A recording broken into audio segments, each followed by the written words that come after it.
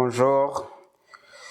En ce mardi 27 septembre 2022, nous faisons mémoire de Saint Vincent de Paul et nous sommes au mardi de la 26e semaine du temps ordinaire. Nous allons méditer ensemble l'évangile de Jésus-Christ selon Saint Luc, du verset 51 au verset 57. Le Seigneur soit avec vous. Évangile de Jésus-Christ selon Saint Luc. Gloire à toi, Seigneur. Honneur et gloire à toi, Seigneur. Jésus, source d'amour, toi le chemin de vie, le roi de la paix. Jésus, Jésus, Jésus. Comme s'accomplissait le temps où il allait être enlevé au ciel, Jésus, le visage déterminé, prit la route de Jérusalem. Il envoya en avant de lui des messagers. Ceux-ci se mirent en route et entrèrent dans un village de Samaritains pour préparer sa venue. Mais on refusa de le recevoir parce qu'il se dirigeait vers Jérusalem. Voyant cela, les disciples Jacques et Jean dirent : « Seigneur, veux-tu que nous ordonnions qu'un feu tombe du ciel et le détruise ? » Mais Jésus se retourna, les réprimanda. Puis ils partirent pour un autre village. Acclamons la parole de Dieu. Louange à toi, Seigneur Jésus. Honneur et gloire à toi, Seigneur. Jésus, parole de vie, toi, lumière dans ma vie, la joie dans mon cœur. Jésus, Jésus, Jésus. À l'aide de l'évangile qui nous est proposé en ce jour, nous contemplons Jésus décidé de monter à Jérusalem. Il sait que son heure décisive est arrivée. Son temps de passer de ce monde au Père est arrivé. Comme il le dit ailleurs dans les évangiles, le Fils de l'homme va être livré entre les mains des pécheurs. Il sera jugé et condamné à mort selon leur bon plaisir. Mais c'est en même temps l'heure de retrouver la gloire qu'il avait auprès du Père de toute éternité. Parce que, nous dit-il, 3 jours après sa mort, il ressuscitera. Ici, Jésus commence le mystère de Pâques. Le mystère de sa passion, de sa mort, de sa résurrection et de son ascension au ciel.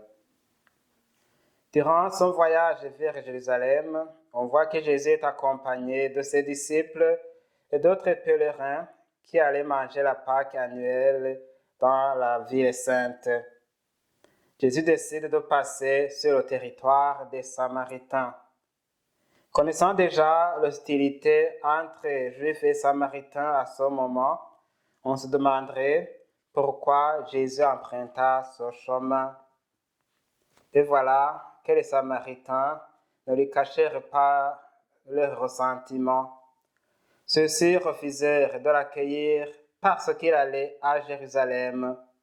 Un son de cloche qui rappelle que le schisme opéré contre le royaume de Juda au temps du roi Jéroboam persistait encore. La réplique des disciples de Jésus, non loin de cette séparation, veulent réagir violemment sous prétexte d'honorer l'autorité de leur maître en lui demandant de détruire les Samaritains par le feu descendu du ciel comme pour leur infliger une correction la plus sévère possible. Mais au lieu de céder à leurs propositions inspirées par des sentiments purement humains, Jésus les réprimande et les empêche de se venger, car son autorité consiste plutôt à aimer et à pardonner tous les pécheurs, y compris ceux-là même qui refusent de l'accueillir alors qu'il veut passer chez eux, et ceux qui allaient le crucifier et le mettre à mort. En effet, Jésus va à Jérusalem où il va verser son sang sur la croix pour le salut de tous les pécheurs et de tous les humains, avec le but ultime de rassembler tous les enfants de Dieu séparés et dispersés par le péché et finalement leur ouvrir la porte du royaume des cieux. C'est pourquoi Jésus pose ce geste inattendu pour appeler ses disciples à faire de même en vivant dans l'amour et l'unité d'abord entre eux. Et il veut faire d'eux des pasteurs à son image, des pasteurs qui aiment et qui pardonnent, tout comme lui. C'est ce qu'a essayé de faire Saint Vincent de Paul, dont nous faisons mémoire aujourd'hui.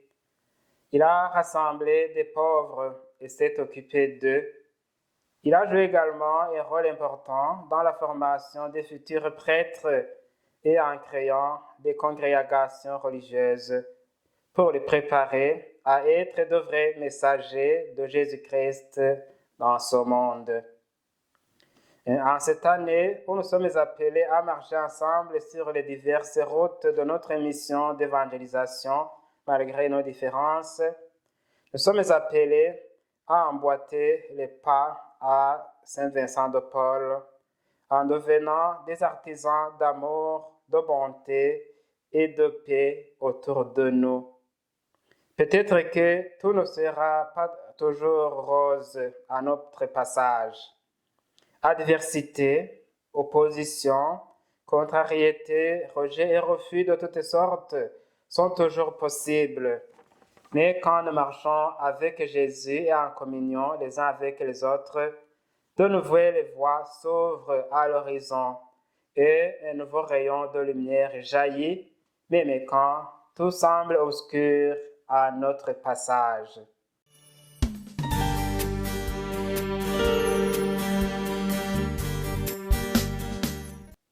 Jésus nous a dit que sans lui, nous ne pouvons rien faire de parfait. Demandons-lui de faire route avec nous et de nous donner toujours les paroles à dire et des gestes à poser pour que sa volonté soit faite par nous et par tous ceux à qui nous adressons son évangile. Le Seigneur soit avec vous. Que Dieu Tout-Puissant vous bénisse, le Père, le Fils et le Saint-Esprit. Amen.